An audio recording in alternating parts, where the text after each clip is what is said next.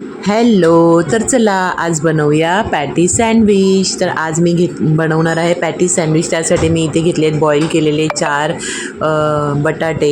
त्याच्यानंतर त्याला मी असं ग्रेड करून घेणार आहे आणि त्यामध्ये आता टाकणार आहे मी कांदा, बारीक चिरलेली कोथिंबीर, त्याच्यानंतर मी इथे असं वाटून घेतलेली चॉप केलेली हिरवी मिरची, त्याच्यानंतर थोडासा चाट मसाला, थोडंसं काळं मीठ, असं मी हे सगळं टाकून देणार आहे. आणि त्याच्यानंतर ना मी हे हिरवे वाटाणेसुद्धा आहेत ना असे ओबडधोबड आहे ना चॉप करून घेणार आहे.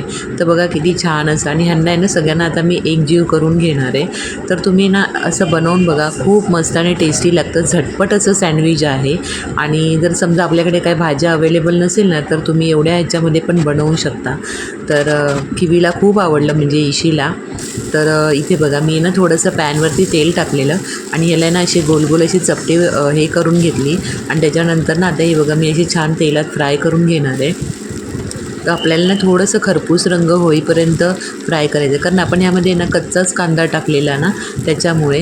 तर आहे ना हे असं खूप छान आणि क्रिस्पी लागतो खातानासुद्धा. तर म्हणून आपल्याला असं टाकून घ्यायचं आहे. तर बघा मी ना जास्त काही फ्राय केलं नाही आहे, मी थोडं हलकं फुलकं फ्राय केलं आहे. आता मी ना ब्रेडचे स्लाईस घेतले. तर ब्रेडला आहे ना मी असं सगळ्याला बटर लावून घेणार आहे. काय झालं ना, मधला व्हिडिओ आहे ना थोडासा हे झाला, बंद झाला, त्याच्यामुळे मी पुन्हा तुम्हाला पहिल्यापासून परत दाखवत आहे. तर इथे बघा मी आहे ना ब्रेडचे स्लाईस घेतले आणि त्यांना आहे ना सगळ्यांना असं बटर लावून घेतलं 4ही स्लाईसला. आणि त्याच्यावरती ना मी हिरव्या पुदिन्याची चटणी लावली आहे.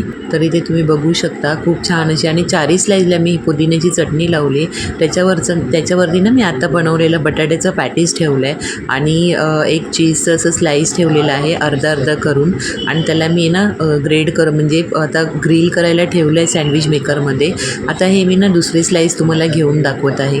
तर ते ना मला इशीला द्यायचं होतं. तर इशीला ना जास्त चटणीवाला आवडत नाही, कारण मग तिला तिखट लागतं. तर मी ना फक्त हलकंसंच हे केलं. आणि इथे बघा मी हिरवी चटणी पहिलं बटर लावून घेतलं, त्यानंतर हिरवी चटणी आणि काय म्हणतात ते टोमॅटो सॉस असं सगळं मिक्स करून लावलं आहे. तर ह्यालासुद्धा मी ना ह्याच्यावरती असं पॅटीस वगैरे ठेवलं आणि ह्याच्यावरती अर्धी स्लाईस चीजची ठेवली आहे.